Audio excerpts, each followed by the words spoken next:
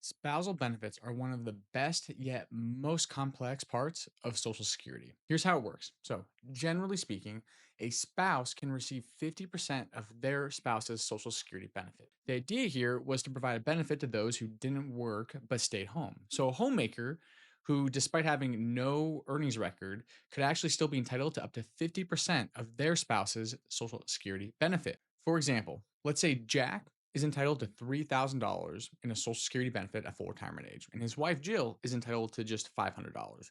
Because of the spousal benefit, Jill would actually be entitled to $1,500, which is 50% of Jack's benefit. Now, this is obviously a very clean, cut, simple example where the spouses have the exact same age.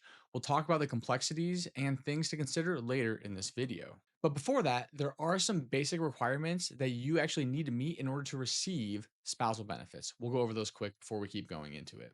First, the couple must be legally married. This is determined by your state and it's not determined by the feds. This means that common law marriages in some states do count. The second thing, you must be married for at least a year. The only caveat to this time restriction is for a divorced person, but that's probably too complicated to get into right now. We talk about divorce later in the video. And third, the spousal benefit must exceed your primary Social Security benefit. So this is a bit obvious, but it's important to point out. Some couples have very similar Social Security benefits. If that's the case, there is likely no reason to consider a spousal benefit. And before we begin, I do need to point out what I'm going to say in this video is I'm going to refer to husband when referring to the spouse with a higher benefit and wife when referring to the spouse with a lower benefit. Please don't take offense. This is simply the case for the vast majority of people retiring today, and it's so much easier to keep track of when I'm talking about it and while you're listening to it. There are obviously situations where that's not the case, including some of my clients who are actually just about to retire, where the wife has a much higher Social Security benefit. But this is going to make the video a lot easier to do and a lot easier for you to listen and to take notes if you are. So if you are upset, you can go find another video that will make it more complicated for you. First fact, the husband must begin taking their Social Security benefit before the wife can receive a spousal benefit. Some may hear about spousal benefits and think they can retire early, reap the spousal benefit, all while the husband keeps working. That's just not true. In order for the wife to receive her spousal benefit, the husband must begin taking his Social Security benefit. There are other strategies you could implement, such as taking your personal benefit before taking your spousal benefit, but that may result in an unexpected reduction in your spousal benefit later on.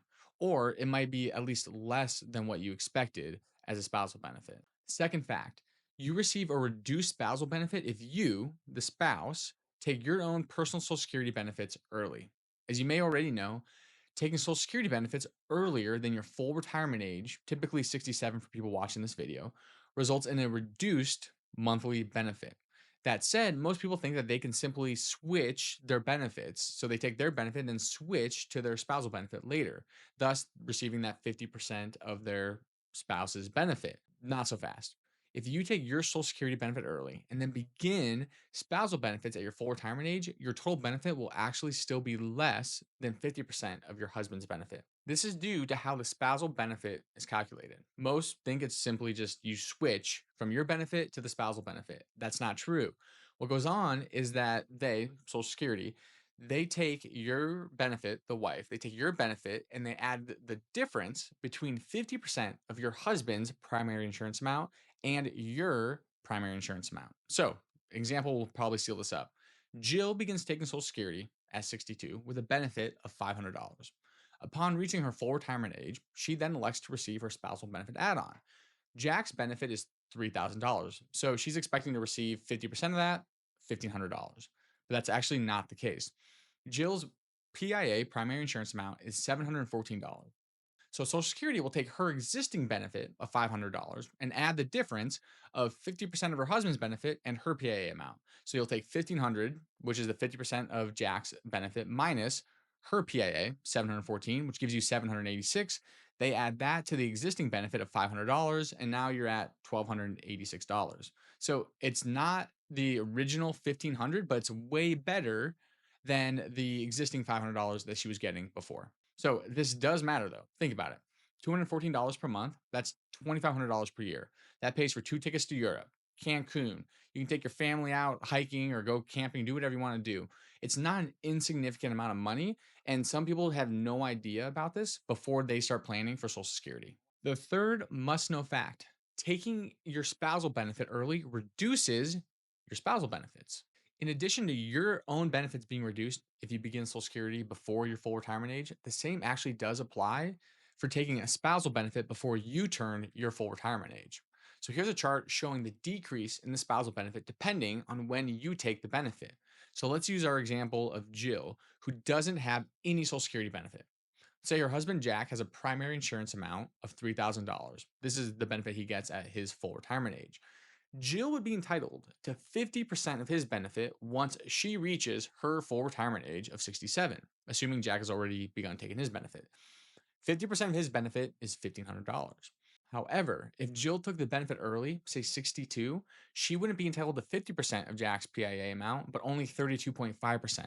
So if Jill took the spousal benefit at 62, she would only receive $975 per month instead of the $1,500 she maybe would be expecting. So, depending on the couple situation, this actually still may be the right move, but many are unaware of how this whole process works. The fourth must know fact about spousal benefits: there is no boost in spousal benefits past the primary earner's full retirement age.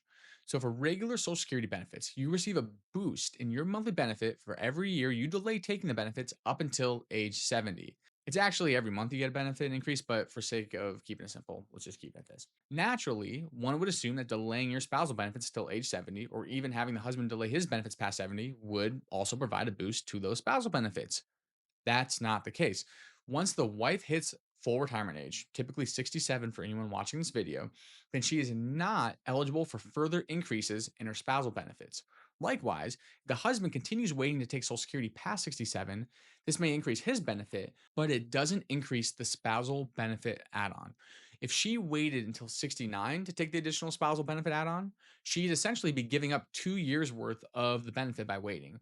And don't make that mistake, because you might think, oh, well, I'll just, go talk to them. They'll give me the money back for what I missed. Not true. You may only get 6 months back of what you missed. There's no guarantee that you can get back any bit more. The fifth must know fact: file and suspend is not a strategy anymore. There used to be a Social Security strategy called file and suspend, or claim now, claim more later. So, what these strategies allowed for is the husband to begin his benefit, then suspends it. What that allowed for is the wife to begin her spousal benefit while the husband's newly suspended benefit continues to grow. At this point, anyone filing for Social Security cannot implement the strategy. I repeat, you cannot do this. You may have picked up a book about Social Security strategies from like 2012, 2013, 2014 that says that you can, but that's outdated information. Don't trust it. You can't do it anymore. The sixth must know fact: divorced spouses may be entitled to spousal benefits. So, one benefit of spousal benefits is that you may even apply if you're divorced. It's quite complicated, and I should probably make an entire video on it, but there are some rules to make sure you even qualify for this spousal benefit, even if you're divorced. I'll go over those rules right now. First, that marriage had to have lasted at least 10 years.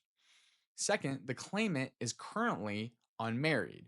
If you are divorced and then remarry, you become ineligible for benefits based off of your ex spouse's record. Of note, if that second marriage ends, you may be entitled to spousal benefits based on the higher of those two exes' benefits. The third rule: the ex spouse must be at least 62 years old. The fourth rule is also something called the 2 year rule. If the divorce occurred over 2 years ago, the divorced spouse does not need to wait for the ex spouse to claim their Social Security benefit before they, the divorced spouse, can apply for spousal benefits. If you recall, this is because you can't get your spousal benefits until the primary earning spouse has already begun taking their Social Security benefit. At that point, then you can generally get your spousal benefit. So, this is particularly and specifically about divorce. The seventh must know fact: the husband can take his benefit early without impacting what the wife receives for her spousal benefits. So, spousal benefits are calculated using the primary insurance amount at full retirement age. As you know, if you take your own benefits before full retirement age, you'll receive a reduced amount. The good news is that this doesn't apply to spousal benefits. So, here's an example. Let's say Jack takes his benefits early at 62, but this doesn't impact the spousal benefit. Jill could still withhold taking her benefits until her full retirement age, at which point she'll receive her full spousal benefit, assuming she hasn't filed for her own benefit yet.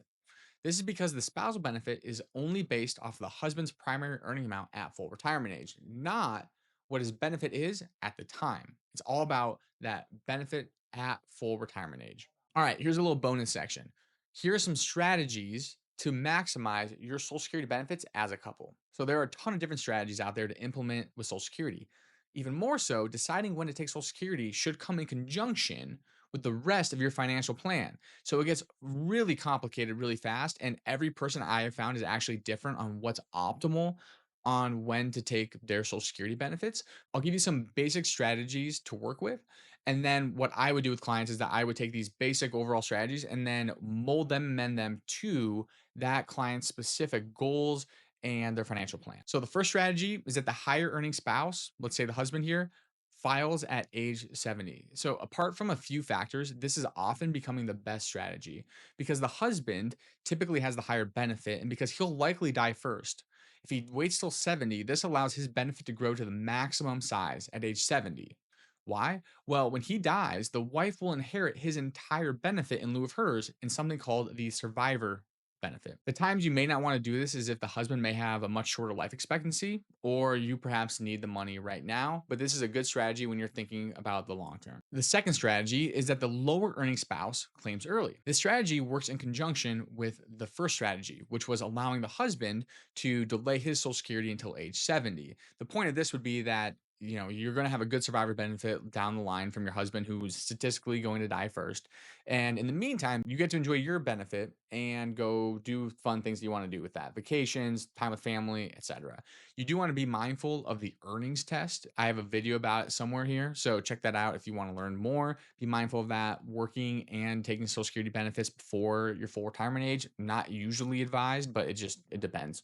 The third strategy is that both spouses delay to age 70. So if both spouses have a relatively high benefit, spousal benefits really don't come into play.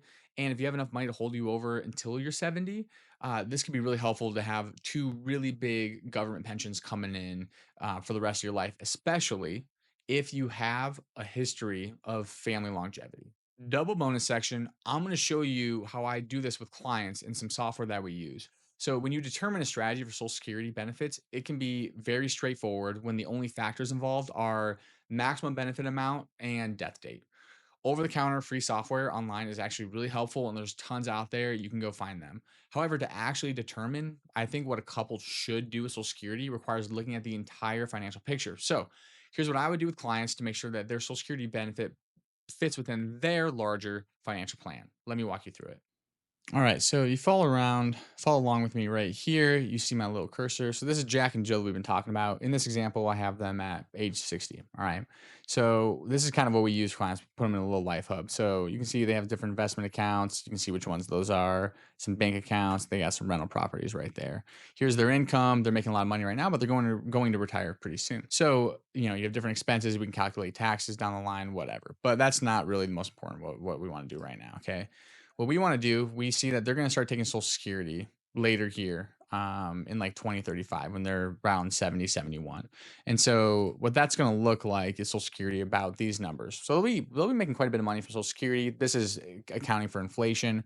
But how do we even come to that figure? How do we pick that out? All right, so let's go look. So I'll run them through something and I'll say, all right, Jack, here's what your primary insurance amount is looking like. Jill, here's what that looks like.